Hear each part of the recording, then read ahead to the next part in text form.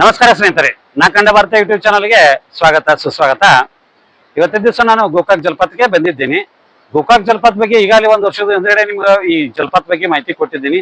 ಆದ್ರೂ ಈಗ ಸದ್ಯಕ್ಕೆ ಪಶ್ಚಿಮ ಘಟ್ಟದಲ್ಲಿ ಸಾಕಷ್ಟು ಮಳೆ ಆಗ್ತಾ ಇರೋದ್ರಿಂದ ಜಲಪಾತಕ್ಕೂ ಸಿಕ್ಕಾಪಟ್ಟೆ ನೀರು ಬಂದಿದೆ, ಪ್ರವಾಸಿಗರ ಸಂಖ್ಯೆನೂ ಜಾಸ್ತಿ ಆಗಿದೆ. ಈಗ ನಾನು ಇವತ್ತಿನ ದಿವಸ ಈ ವಿಡಿಯೋ ಮಾಡ್ತಾ ಇರೋ ಉದ್ದೇಶನೇ ಬೇರೆ ಇದೆ. ಈ ಗೋಕಾಕ್ ಜಲಪಾತ ಪಕ್ಕದಲ್ಲಿ ಇರುವಂತದ್ದು ಇನ್ನೊಂದು ದೇವಸ್ಥಾನ ಇದೆ. ಈಗೆಲ್ಲ ಪ್ರವಾಸಿಗರು ಎಲ್ಲಾ ಕಡೆಯಿಂದ ಬಂದು ಈ ಜಲಪಾತ ಸುತ್ತಮುತ್ತ ಎಲ್ಲ ನೋಡ್ತಾರೆ. ಆದ್ರೆ ನಂತರ ಅಲ್ಲಿ ಮಾಲಿಂಗೇಶ್ವರ ದೇವಸ್ಥಾನದಿಂದ ಹಿಂದ್ಗಡೆ ಏನಿದೆ ನೋಡಿ ತೋರಿಸ್ತೀನಿ. ಅದು ಆ ದೇವಸ್ಥಾನಕ್ಕೆ ಹೋಗಿ ಎಲ್ಲರೂ ಆ ದೇವರ ದರ್ಶನ ಮಾಡ್ಕೋದು ಸ್ವಾಭಾವಿಕ. ಅದು ಬಲಗಡೆ ಇರುವಂತದ್ದು. ಆದ್ರೆ ನದಿಯ ಅಂದ್ರೆ ಘಟಪ್ರಭಾ ನದಿಯ ಎಡಗಡೆ ಭಾಗದಲ್ಲಿ ಇರುವಂತ ಇನ್ನೊಂದು ದೇವಸ್ಥಾನ ಇದೆ, ಹಳೆ ಕಾಲದ್ದು. ಆ ದೇವಸ್ಥಾನದ ವೈಶಿಷ್ಟ್ಯಗಳನ್ನ ತೋರಿಸ್ಬೇಕನ್ನೋ ಉದ್ದೇಶದಿಂದ ನಾ ಕಂಡ ಭಾರತ ಯೂಟ್ಯೂಬ್ ಚಾನಲ್ಗೋಸ್ಕರವೇ ಇದನ್ನ ಹುಡುಕಿ ತೆಗೆದಿದ್ದೀನಿ. ಅಲ್ಲಿ ಇರುವಂತ ದೇವಸ್ಥಾನ ವಿಶೇಷತೆಗಳನ್ನು ಎಲ್ಲವನ್ನು ತಮಗೆ ತೋರಿಸ್ಬೇಕು ಅನ್ನೋ ಉದ್ದೇಶಕ್ಕಾಗಿ ಈ ವಿಡಿಯೋ ಮಾಡ್ತಾ ಇದ್ದೀನಿ. ನನಗೆ ಯಾವುದೂ ಮಹತ್ವ ಪದೇ ಪದೇ ಅದನ್ನು ತೋರಿಸ್ಬೇಕು ಅನ್ನೋ ಉದ್ದೇಶ ಏನಿಲ್ಲ. ಆದ್ರೆ ಇದರಲ್ಲಿ ಈ ದೇವಸ್ಥಾನದ ವೈಶಿಷ್ಟ್ಯಗಳು ತುಂಬಾ ಇದೆ. ಆ ವೈಶಿಷ್ಟ್ಯತೆಗಳನ್ನು ಎಲ್ಲಾನು ತೋರಿಸ್ಬೇಕು ಅನ್ನೋ ಉದ್ದೇಶಕ್ಕಾಗಿ ಈ ವಿಡಿಯೋ ಮಾಡ್ತಾ ಇದ್ದೀನಿ. ಈ ವಿಡಿಯೋನ ಪೂರ್ತಿಯಾಗಿ ನೋಡ್ಬೇಕು ಅಂತ ತಮ್ಮಲ್ಲಿ ಮನವಿ ಕೊಡ್ತೀನಿ. ಸ್ನೇಹಿತರೆ, ಎಲ್ಲರೂ ತೋರಿಸುವಂತ ವಿಡಿಯೋಗಳು ನಾನು ತೋರಿಸಬಾರ್ದು ಅನ್ನೋ ಉದ್ದೇಶ ಅಂದ್ರೆ ಬೇರೆ ಉದ್ದೇಶನ ತೋರಿಸ್ತಾ ಇದ್ದೀನಿ. ಈಗ ನಾನು ಹೋಗ್ತಾ ಇರೋದು ಕಾಡಸಿದ್ದೇಶ್ವರ ದೇವಾಲಯ, ಇಂಚಗೇರಿ ಶಾಖಾ, ಅಂದ್ರೆ ಇಂಚಗೇರಿ ಶಾಖದ ಮಠದೇ. ಈ ಮಠದಲ್ಲಿ ಏನೇನಿದೆ ವಿಶೇಷ ನೋಡೋಣ. ಗೋಕಾಕ್ ಜಲಪಾತದಲ್ಲಿ ಇದು ವಿಶೇಷತೆಯಾಗಿದ್ದು ತುಂಬಾ ಹಳೆಯ ಕಾಲದ ಕಟ್ಟಡ. ನಾನು ಹೇಳ್ತಾ ಇದ್ದೀನಿ, ವಿಶೇಷವಾಗಿ ಹೇಳ್ತಾ ಇರೋದು, ಯಾವ ಯೂಟ್ಯೂಬರು ಈ ಸಹಿತ ಈ ಸ್ಥಳದ ಬಗ್ಗೆ ಮಾಹಿತಿ ಕೊಟ್ಟಿಲ್ಲ. ನಾನೀಗ ಫಸ್ಟ್ ಟೈಮ್ ಕೊಡ್ತಾ ಇರೋದು. ಕೋಟ್ಯಾಂತರ ಜನ ಬರ್ತಾರೆ, ವೀಕ್ಷಣೆ ಮಾಡಿ ಹೋಗ್ತಾರೆ. ಆದ್ರೆ ಇಲ್ಲಿ ವೈಶಿಷ್ಟ್ಯತೆಗಳನ್ನು ಯಾರು ಕೊಡಲ್ಲ, ಅದನ್ನ ನಾನು ಕೊಡ್ತಾ ಇದ್ದೀನಿ. ಇದು ಅಕ್ಕ ತಂಗಿಯರ ದೇವಸ್ಥಾನ ಅಂತೆ.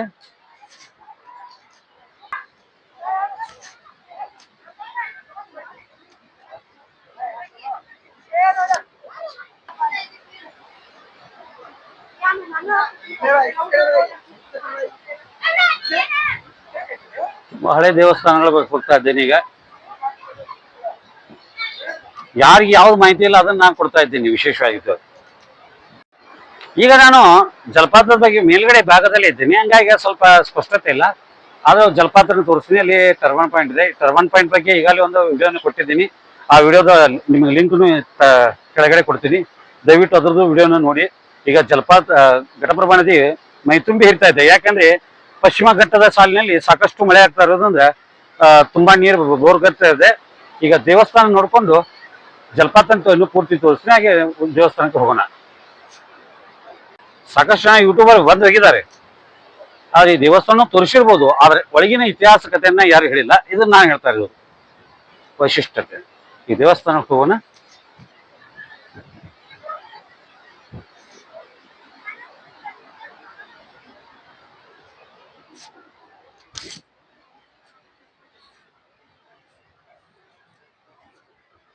ಸ್ನೇಹಿತರೆ, ಈಗ ನಾನು ಕಾಡಸಿದ್ದೇಶ್ವರ ದೇವರ ದರ್ಶನ ಮಾಡಿಸ್ತಾ ಇದ್ದೀನಿ ನಿಮಗೆ.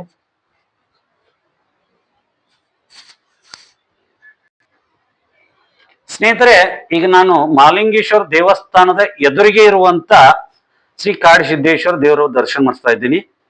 ಇದರದ ವೈಶಿಷ್ಟ್ಯತೆ ಏನಂತಂದ್ರೆ, ಈ ದೇವರ ಮೂರ್ತಿಯ ಛಾಯೆ ಎದುರಿಗೆ ಇರುವಂತ ಮಾಲಿಂಗೇಶ್ವರ ದೇವರ ಮೇಲೆ ಮೂಡುತ್ತೆ. ಇದು ಅಲ್ಲಿ ಛಾಯೆ ಇಲ್ಲಿ ಬರುತ್ತೆ.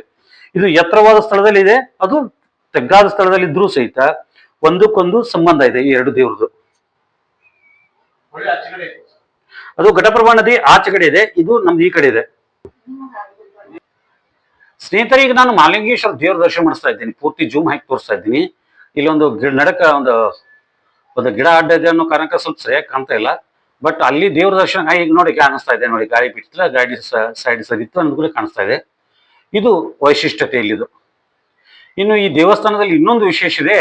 3 ಲಿಂಗಗಳು ಉದ್ಭವ ಇದ್ದು, ಈಗ ಒಂದು ತೋರಿಸಿದ್ದು ಕಾಡಸಿದ್ದೇಶ್ವರ, ಇನ್ನೆರಡರ ತೋರಿಸ್ತು. ಈಗ ಪೂರ್ವಾಭಿಮುಖವಾಗಿರುವಂತ ಲಿಂಗವನ್ನು ತೋರಿಸ್ತಾ ಇದ್ದೀನಿ. ಇದು ಗುರುಲಿಂಗ ಜಂಗಮರ ಒಂದು ಲಿಂಗ. ಸ್ವಲ್ಪ ಬ್ರೇಕಿಂಗ್ ಸಮಸ್ಯೆ ಆಗುತ್ತೆ.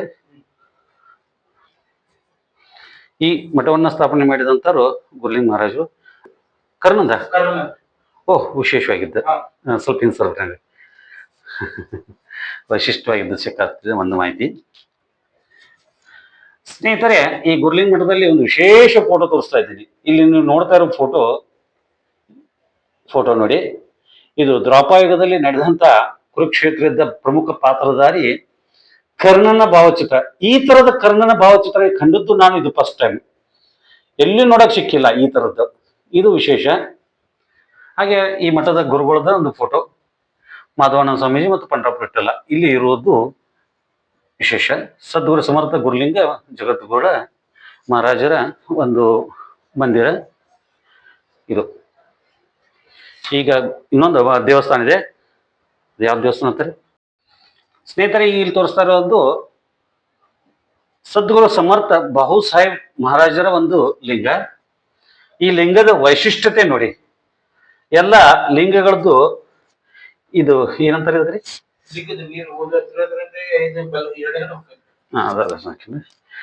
ವಿಶೇಷ ಲಿಂಗ. ಬಲಗಡೆ ಇದೆ, ಇದು ಬಲಗಡೆನೇ ಇರುತ್ತೆ. ಇದು ಅಂದ್ರೆ ಉಲ್ಟಾ ಅಂತ ಹೇಳಿದ್ರೆ ಅಡ್ಡಿಲ್ಲ. ಇದು ಪಶ್ಚಿಮಾಭಿಮುಖವಾಗಿರುವಂತ ಲಿಂಗ. ಆಗಡೆ ತೋರಿಸಿದ್ದು ಪೂರ್ವಾಭಿಮುಖವಾದದ್ದು.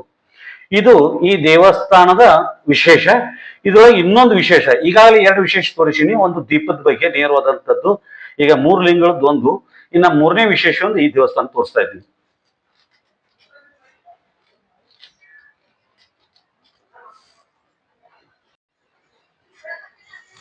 ಸ್ನೇಹಿತರೆ, ಈಗ ನಾನು ತೋರಿಸ್ತಾ ಇರೋ ವಿಡಿಯೋ ಯಾವುದು ಗೋಡೆ ಮೇಲೆ ಬರಹ ಅಲ್ಲ. ಇದು ಛಾವಣಿ ಮೇಲೆ, ಅಂದ್ರೆ ಈಗ ನಾವು ಛತ್ ಏನ್ ಹೇಳ್ತೀವಿ ಅದರ ಮೇಲೆ ಇದ್ದಂಥದ್ದು ನವಗ್ರಹಗಳ ನವಮಂಡಲದ ಒಂದು ವೈಶಿಷ್ಟ್ಯಪೂರ್ಣವಾದಂಥ ಚಿತ್ರ.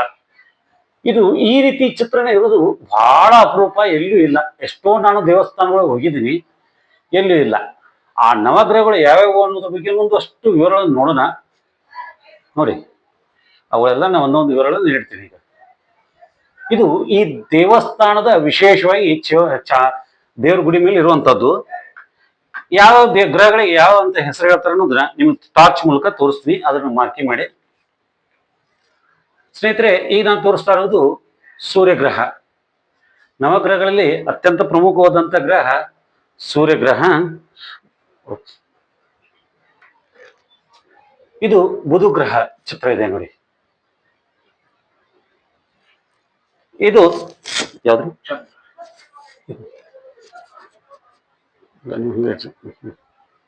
ಇದು ಗುರುಗ್ರಹ.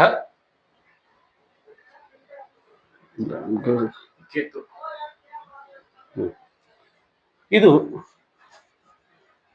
ಕೇತುಗ್ರಹ ನೋಡಿ. ಕೇತುಗ್ರಹ ಅನ್ನದೆ. ಇದು ಶನಿ ಗ್ರಹ. ಗುರು ಅನಿಸುತ್ತೆ, ಇದಲ್ಲ. ಈ ಕಡೆ ದಂಡಿ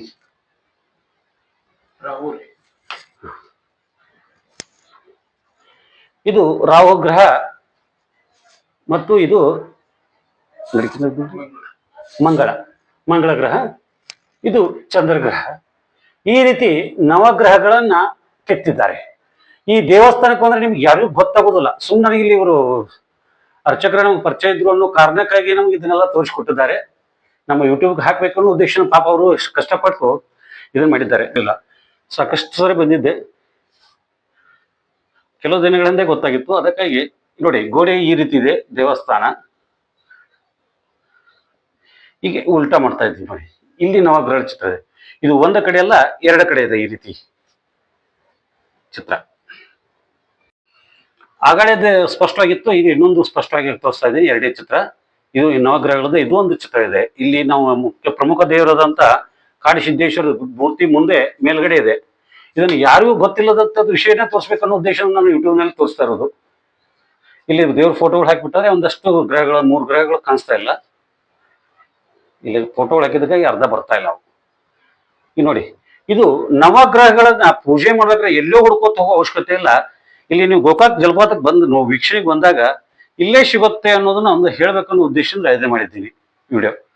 ಇಲ್ಲಿ ಮಹಾತ್ಮ ಗಾಂಧೀಜಿಯವ್ರನ್ನು ಸಹಿತ ಫೋಟೋ ಇಟ್ಟಿದ್ದಾರೆ. ಸಮರ್ಥ ರಾಮದಾಸರು, ಸಂತ ತುಕಾರಾಮರು, ಬಸವಣ್ಣವರು, ಇಲ್ಲಿ ರಾಮ, ಹನುಮಂತ, ಲಕ್ಷ್ಮೀದೇವಿ ಮತ್ತು ಗಣಪತಿ ಚಿತ್ರ, ಸರಸ್ವತಿದು, ಈ ಥರದ್ದು ಸಾಕಷ್ಟು ಚಿತ್ರಗಳಿದ್ದಾವೆ. ಇಲ್ಲಿಯೂ ಸಹಿತ ಮಾಧವಾನಂದ ಸ್ವಾಮೀಜಿಯವರ ಒಂದು ಗದ್ದಿಗೆಯನ್ನು ಮಾಡಿದ್ದಾರೆ. ಸಂಗಮೇಶ್ವರ ಏನ್ರಿ?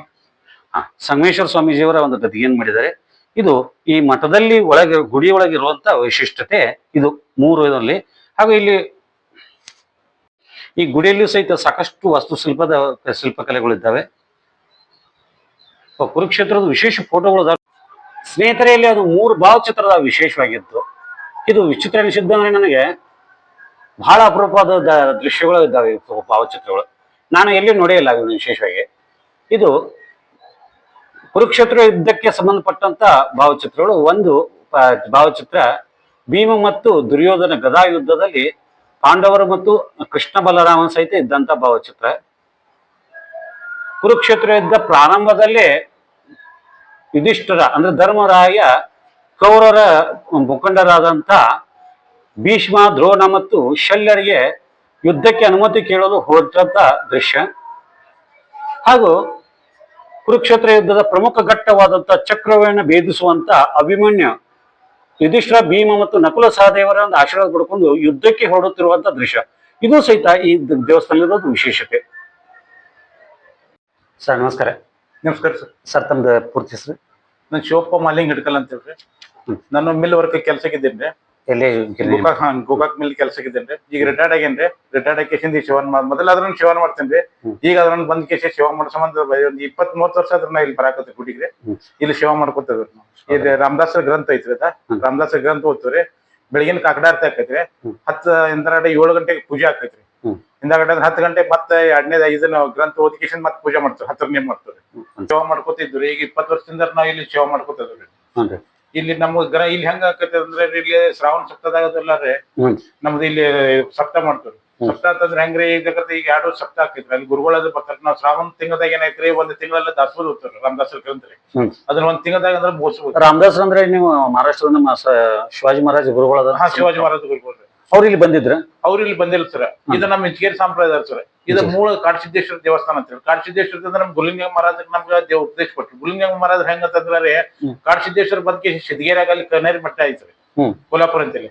ಆ ಕನೇರಿ ಮಠದಾಗ ಅವ್ರು ಇದ್ದಾರೆ. ಇವ್ರೇನ್ ಮಾಡ್ಯಾರ್ರಿ, ನಾವ್ ವಾರ್ಕರಿ ಆಗ್ಬೇಕಂತ ಕಿಶಿಂದ ಹೋಗಿ ಇದಕ್ ಹೊಂಟಿರಿ ಅವ್ರು ಪಂಡ್ರಪುರಕ್ಕೆ ಹೊಂಟ ಟೈಮ್ದಾಗ ರೀ ಅಲ್ಲೇ ಪಂಡ್ರಪುರ ಯೂಟ್ಯೂಬ್ ಕಡೆಯಿಂದ ವಾಣಿ ಆತ್ರಿ. ಇಲ್ಲಪ್ಪ ಇಲ್ಲಿ ಕಡೆ ನಿಂದ ಶಕ್ತಿ ಇದನ್ನ ಕೊಡುವಂತ ಶಕ್ತಿ ನನ್ನ ಕಡೆ ಇಲ್ಲ. ಅಲ್ಲಿ ನೀ ಕನೇರಿ ಮಠಕ್ಕೆ ಅಲ್ಲಿ ಸಿದ್ಧಗೇರಿ ಹೋಗು, ಅಲ್ಲಿ ನಿಮ್ ಗುರುಗಳದಾರು ಅವ್ರ ಕಡೆಯಿಂದ ಉಪದೇಶ ತಗೊಂತ ಹೇಳಿ ಯೂಟ್ಯೂಬ್ ಕಡೆಯಿಂದ ಅವ್ರಿಗೆ ಆಕಾಶವಾಣಿ ಆತ್ರ. ಅವಾಗ ಅವ್ರಿಗೆ ಪಂಡ್ರಪುರ ಇದನ್ನ ಕೊಲ್ಹಾಪುರ ಅನ್ನೋದು ಎಲ್ಲಿದು ಗೊತ್ತಿಲ್ರಿ, ಕನೇರಿ ಮಠನೂ ಗೊತ್ತಿಲ್ರಿ. ಹಂಗ ತಿರ್ಗಾಡಕೋತ್ ಎಷ್ಟೋ ದಿವಸಕ್ಕೆ ಗವ್ಯಾಗ ಕಾಡಸಿದ್ದೇಶ್ವರ ಮಹಾರಾಜರ ಕುಂತಿಕೇಶದಲ್ಲಿ ಧ್ಯಾನ ಮಾಡ್ತಿದ್ರು ಅವ್ರು. ಧ್ಯಾನ ಮಾಡೋ ಟೈಮ್ದಾಗ ಇವ್ರು ಹೋದ್ಬಿಟ್ಟ ಅಂದ್ರೆ ಅಲ್ಲಿ ಗವಿ ಮುಂದೆ ಪ್ರಕಾಶ ಬಿದ್ಬಿಟ್ಟ ಅಂದ್ರೆ ಅವಾಗ ಕಾಡಸಿದ್ದೇಶ್ವರ ಮಹಾರಾಜ್ ಗುರ್ತಾ ಹಿಡಿದ್ರು ಅವ್ರು. ಇವ್ರ ನನ್ನ ಶಿಷ್ಯ ಬಂದನಪ್ಪ ಅಂತ ಕಿಶನ್ ಬಾಪ ಒಳಗ ನೀ 2 ದಿವಸದಿಂದ ನಿನ್ನ ದಾರಿ ಕಾಯ್ತನೋ, ನೀ ಮತ್ತೇನ್ ಬಂದೇ ಇಲ್ಲ ಬಾಪ ಅಂತ ಕಿಶನ್ ತಂದ್ರು. ಅಂದ್ಬಿಟ್ಟು ಇವ್ರು ಆಶ್ಚರ್ಯ ಆಕೈತ್ರಿ. ನಾನ್ ನೋಡ್ರಿ ನನಗೆ ಏನು ಗೊತ್ತಿಲ್ಲದಾವ ಅದನ್ನು ಮತ್ ಇವ್ರ ಹೆಂಗ್ ನನ್ ಕರಿಯಾತಾರ ಅಂತ ಕಿಶಂದ್ರ. ಆದ್ರ ಆಯ್ತು ಅಂತ ಕಿಶಿಂದ ಒಳಗ್ ಹೋದ್ರು. ಒಳಗ್ ಹೋಗಿ ಕಿಶಿಂದ ಒಳಗ್ ಕುಂತಪೇಟೆ ಅಂದ್ರೆ ಅವ್ರ ಗುರುಗಳು ಎಲ್ಲಾ ಆರಾಮಾಯ್ತು ಎಲ್ಲ ಇದು ಕ್ಷೇಮ ಅದ್ರ ಕೇಳಿ ಕಿಶಂದ್ರೆ ಅವ್ರು ಉಪದೇಶ ಮಾಡಿದ್ರು. ಆ ಗುರುಗಳು ಬಂದ ಇಲ್ಲಿ ಗುರುಲಿಂಗ ಮಹಾರಾಜರ ಬಂದ್ ಕಿಶಿಂದ ಉಪದೇಶ ಮಾಡಿದ್ರು. ಯಾರೇ ಕಾಡಸಿದ್ದೇಶ್ವರ ಅವ್ರ ಗುರುಲಿಂಗ ಮಹಾರಾಜರು ಉಪದೇಶ ಮಾಡಿದ್ರು.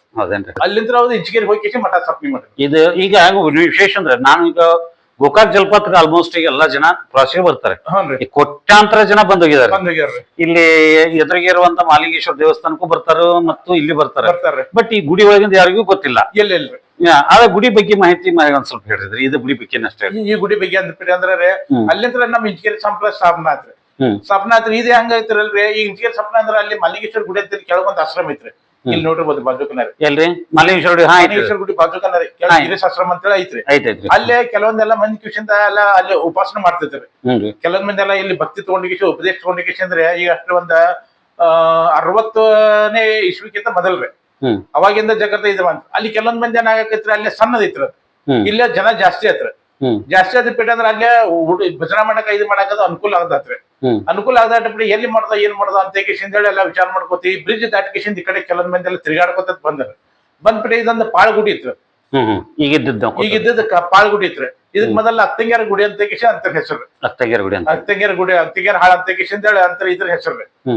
ನಾವು ಹಿರಿಯರು ಹೇಳಿದ್ರಿ, ನಾವು ನಾಲ್ಕು ಇತ್ರಾರಲ್ರಿ ಅತ್ತಂಗ್ಯಾರ ಗುಡಿ. ಹಿಂದಾಗಡೆ ಅವಾಗ ಇದನ್ ಮಾಡಿ ಕಿಶನ್ ಏನ್ ಮಾಡಿ ಅಕ್ಕನ ಗುಡಿ ಅಂತ ಹ್ಞೂನ್ರಿ.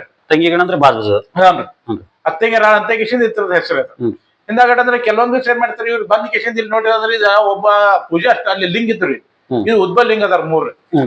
ಈ ಉದ್ಬಲ್ ಲಿಂಗ ಅಂದ್ರೆ ಈ ಲಿಂಗ್ರೆ ಮತ್ ಮಲಿಂಗೇಶ್ವರ ಲಿಂಗ್ರೆ ಹಂಗ ಒಂದು ಲೆವೆಲ್ ಇಟ್ಟಾನ. ಹೌದು, ಅದೇ ವಿಶೇಷ ಇದೆ. ಇದು ಬಹಳ ಮಂದಿಗೆ ಗೊತ್ತಿಲ್ಲ. ಹೌನ್ರಿ. ಈಗ ನಿಮ್ ಕಡೆ ನಾ ಕೇಳ್ತಾರ ಉದ್ದೇಶನೇ ಇದ್ದೇವೆ. ಹೌದ್ರಿ. ಈ ಇಲ್ಲಿರುವಂತ ಲಿಂಗ ಈಗ ಒಂದ್ ಸೆಕೆಂಡ್ ಈಗ ನಾ ತೋರಿಸ್ತಾ ಇದ್ದೇನಿಲ್ಲ, ಈ ಲಿಂಗದ್ದು ಮತ್ತು ಮಹಾಲಿಂಗೇಶ್ವರ ಲಿಂಗದ್ದು ಏನ್ ವಿಶೇಷ ಇದೆ? ಈ ಲಿಂಗ ಅಂದ್ಬಿಟ್ಟು ಅಂದ್ರೆ ಅಲ್ಲಿಂದ ನೋಡ್ರಿ ಅಂದ್ರೆ ಆ ಲಿಂಗ ಕಾಣಿಸ್ತೈತ್ರಿ ಎಲ್ರಿ? ಮಲಿಂಗೇಶ್ವರದ್ರಿ.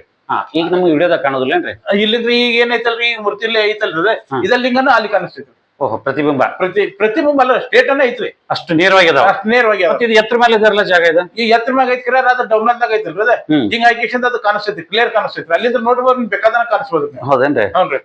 ಮತ್ ಈ ಲಿಂಗ ಎರಡು ಒಂದ್ ಲೆವೆಲ್ ಇಟ್ಟಾರ. ಹೌದೇನ್ರಿ? ಇವು 3 ಉದ್ಬಲಿಂಗ್ರಿ. 3 ಉದ್ಬಲಿಂಗ ಅಂದ್ರೆ ಇದೊಂದು ಲಿಂಗ ಈಗ ತೋರಿಸಿದ್ದು, ಮತ್ತೆ ಇವು 3 ಉದ್ಬಲಿಂಗ. ಮತ್ ಇನ್ನೊಂದು ವಿಶೇಷ ಏನಂದ್ರೆ ಈ ದೇವಸ್ಥಾನ ಈ 2 ಜಂಗರದ ಲಿಂಗ ಏನದಾರಲ್ರಿ, ನಾವ್ ನೀರ್ ಜಂಗರದ ತೊಳೆದ ಲಿಂಗ್ರಿ ಬಲಗಡೆ ಹೋಗ್ತಾರ. ಇದ್ರದ್ದು ಏನೈತ್ರಿ ವಿಶೇಷ ರೀ, ಎಡಗಡೆ ಹೋಗ್ತೈತ್ರಿ. ಯಾವ್ದ್ರಿ ಇದು? ಇದು ಯಾವ್ದು? ಇದು ಉದ್ಬಲಿಂಗ ಅಂದ್ರೆ ಪೂರ್ವ ಕಡೆ ಇರುವುದು. ಯಾವ್ದ್ರಿ? ಇದು ಪೂರ್ವ ಕಡೆ ಇರುವಂತ ಲಿಂಗ. ಪೂರ್ವ ಕಡೆ ಇದ್ದಿದ್ರಿ. ಇದೊಂದು ವಿಶೇಷ ರೀ ಇಲ್ಲಿ. ಆಮೇಲೆ ಇನ್ನೊಂದು ವಿಶೇಷವಾಗಿ ದಕ್ಷಿಣ ಕಡೆ ಯಾವ ದೇವಸ್ಥಾನ ಇರೋದಲ್ರಿ, ಈ ದೇವ್ರ ಗುಡಿ ವಿಶೇಷವಾಗಿ ದಕ್ಷಿಣ ಕಡೆ ಮುಖೈತಲ್ಲ. ಇವ್ರ ಅಂದ್ಬಿಟ್ಟು ಅಂದ್ರ ಅವ್ರ ಈಗ ಆ ಲಿಂಗ ಅಲ್ಲೇನ ಇದ್ರ ಕಡೆ ಮಲಿಂಗೇಶ್ವರದ ಐತಲ್ರಿ, ಆ ಮಲಿಂಗೇಶ್ವರದ ಮತ್ ಇದನ್ನ ಒಂದ್ ಲೆವೆಲ್ ಹೆಂಗ್ ಇಟ್ಟಾರ ಅವ್ರು ಇದ್ರಾಗ ಅದು ಒಂದ್ ಮತ್ ಲಿಂಗನ ಏನ್ ಮಾಡ್ಯಾರ್ರಿ, ಅಲ್ಲಿಂದ ಪೂರಾ ಒಂದ್ ಲೆವೆಲ್ ದಾನೆ ಇಟ್ಟಾರ. ಇಲ್ಲಿಂದನೂ ಕಾಣಿಸ್ಬೇಕ್ರಿ, ಅಲ್ಲಿ ನೋಡ್ರಿ ಅದು ಕಾಣಿಸ್ತೈತ್ರಿ. 2 ತರ ಲಿಂಗ. ಈ ಗುಡಿ ಎಷ್ಟು ವರ್ಷದ ಇತಿಹಾಸ ಇದೆ ಅದಕ್ಕೆ ಅಂದಾಜು? ಇವ್ರು ಜಗನ್ನಾಚಾರ ಕಟ್ಟಡ ಅಂತಾರ್ರಿ. 12ನೇ ಶತಮಾನಕ್ಕಿಂತ ಮೊದಲೇದ್ ಅಂತಾರ. 12ನೇ ಶತಮಾನಕ್ಕಿಂತ ಮೊದಲೇದ್ರಿ. ಅಂದ್ರೆ ಜಗನ್ನಾಚಾರದಲ್ಲ, ಜಗನ್ನಾಚಾರದ ಅಂತ ಹೇಳ್ತಾರ. ರೂಢಿ ಮಾತ್ರ. ದೈತ್ರ ಕಟ್ಟಾರು ಇದಂತಾರಲ್ರಿ, ಅದೊಂದು ಕಾಲ್ಪನಿಕ ಕಥೆ. ಹ್ಞೂನ್ರಿ. ವಿಶೇಷವಾಗಿ ಇಂತ ದೇವಸ್ಥಾನ ಆಲ್ಮೋಸ್ಟ್ 10-11ನೇ ಶತಮಾನದಾಗ ನಮ್ಮ ಚಾಲುಕ್ಯರು, ಬಾದಾಮಿ ಚಾಲುಕ್ಯರು ಜಾಸ್ತಿ ಕಟ್ಟಿಸಿದ್ದು ಅಂತ ಅನಿಸುತ್ತೆ.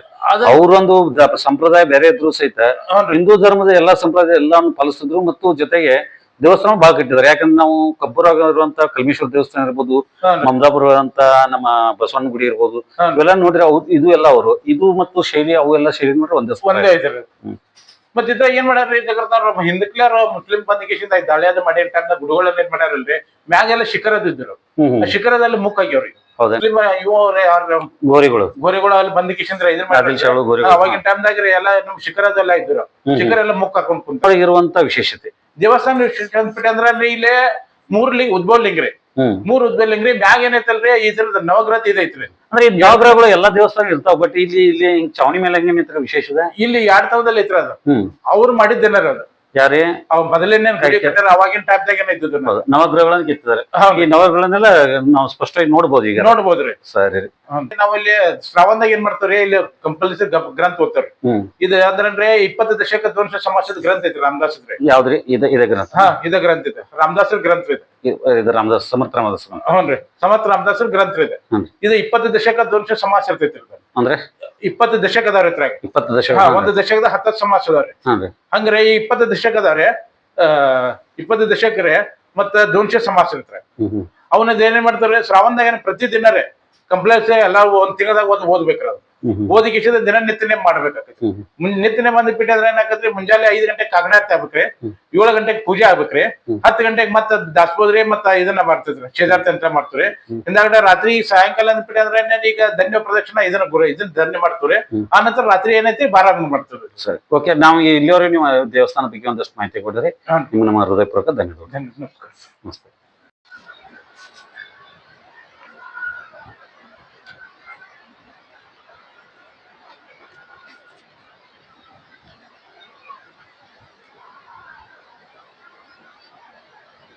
ನೋಡ್ರಿ ಎಲ್ಲ ಗಾಡಿ ಮೇಲೆ ಹೆಂಗ್ ಬರ್ಬಿಟ್ಟಾಗಲ್ಲ ಎತ್ಬೇಕಂತ ಏನ್ ದೊಡ್ಡ. ಗೋಕಾಕ್ ನಗರದಿಂದ 6 ಕಿಲೋಮೀಟರ್ ದೂರದಲ್ಲಿರುವಂಥ ಗೋಕಾಕ್ ಜಲಪಾತದ ಈ ದೃಶ್ಯ ನೋಡಿ. ಇದು ಘಟಪ್ರಭಾ ನದಿಗೆ ಇರುವಂಥ ದೃಶ್ಯ. ಈಗ ನಾನು ಎಡಗಡೆ ಸೈಡ್ ಚಿತ್ರೀಕರಣ ಮಾಡ್ತಾ ಇರೋದು. ಈಗ ಪಶ್ಚಿಮ ಘಟ್ಟ ಸಾಲಿನಲ್ಲಿ ಸಾಕಷ್ಟು ಮಳೆ ಆಗ್ತಾ ಇರೋದ್ರಿಂದ ಇಲ್ಲಿ ಸಿಕ್ಕಾಪಟ್ಟೆ ನೀರು ಬಂದ್ಬಿಟ್ಟಿದೆ, ಇನ್ನೂ ಜಾಸ್ತಿ ಆಗುತ್ತೆ.